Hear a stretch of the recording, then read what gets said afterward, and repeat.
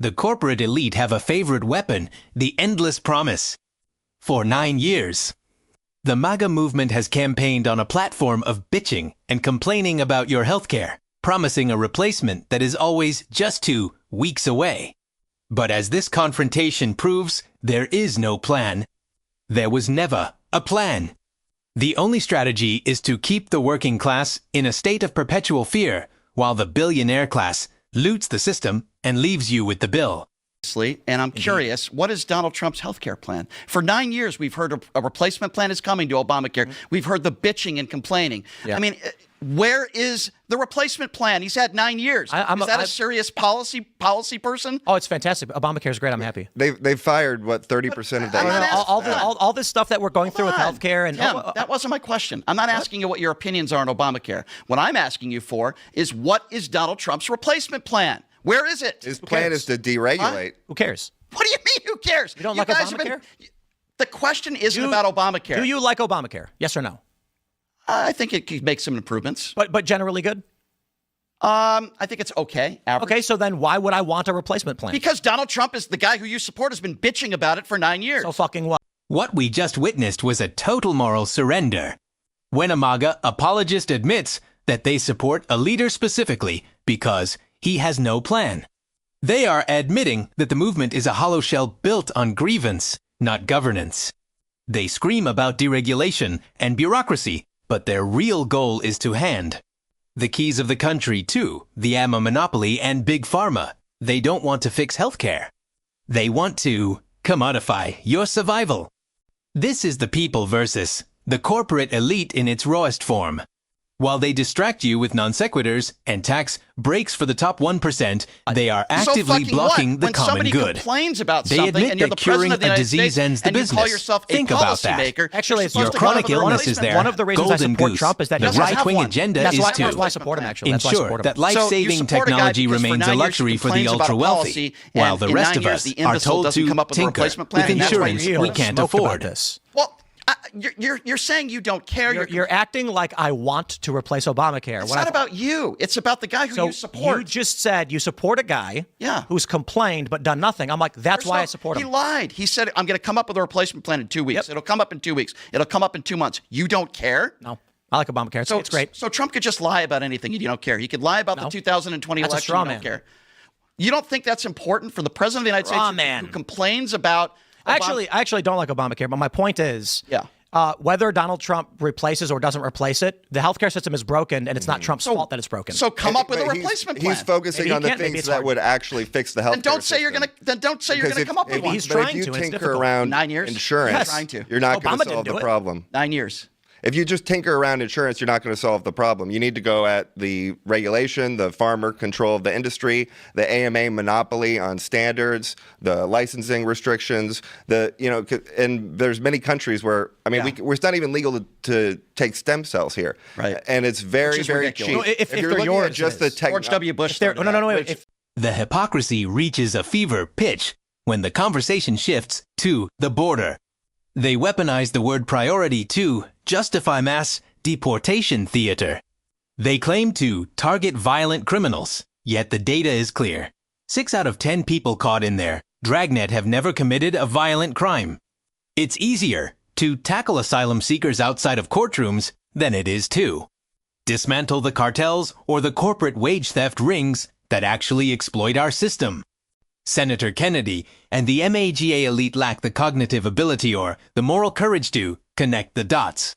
They compare the venting of a private citizen to the failures of a president. But here is the truth. You are not the president. You didn't spend 9 years holding the actual power to change lives while doing absolutely nothing. Their priority isn't safety, it's optics. Their priority isn't health. It's profit.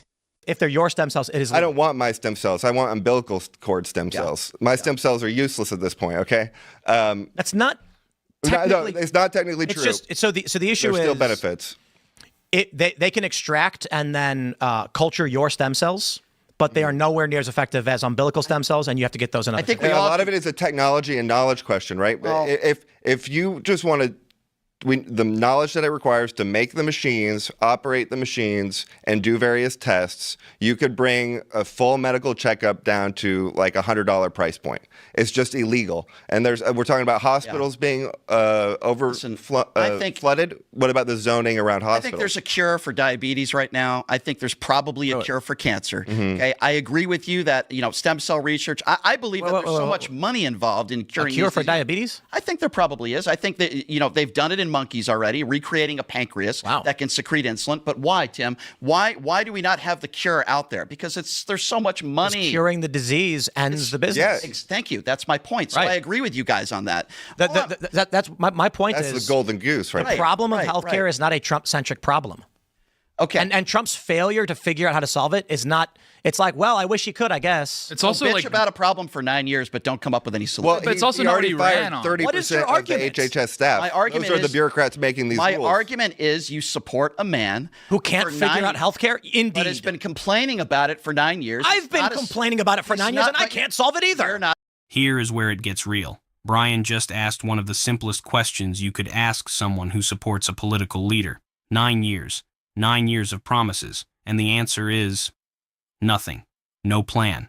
No replacement. Just complaints.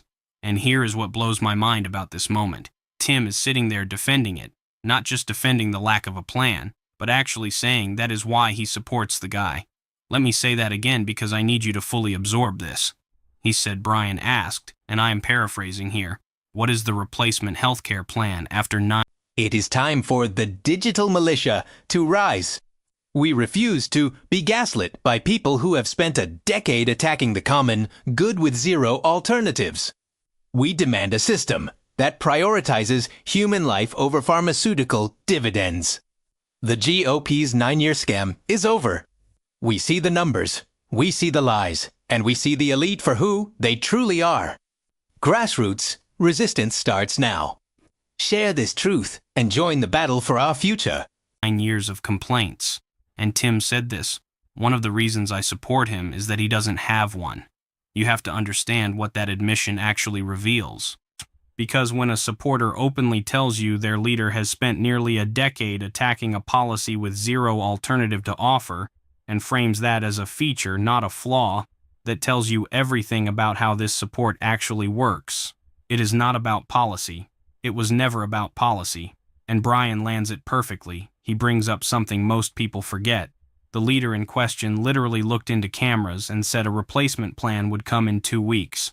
Brian said this clearly. He lied. He said a replacement plan would come in 2 weeks. That was not a misunderstanding. That was not a complicated political situation. That was a direct promise, made repeatedly, to millions of people who needed real answers about their healthcare coverage. Here is the historical parallel that makes this even more striking. Going back decades, and every major political figure who campaigned on dismantling a healthcare system from both parties eventually had to face the same reality. Tearing something down is easy. Building something better is the actual hard part. And the ones who never built anything? History does not remember them kindly on that issue. What Tim is essentially defending is the political equivalent of someone spending 9 years complaining their neighbor's fence is ugly, and when asked what they would replace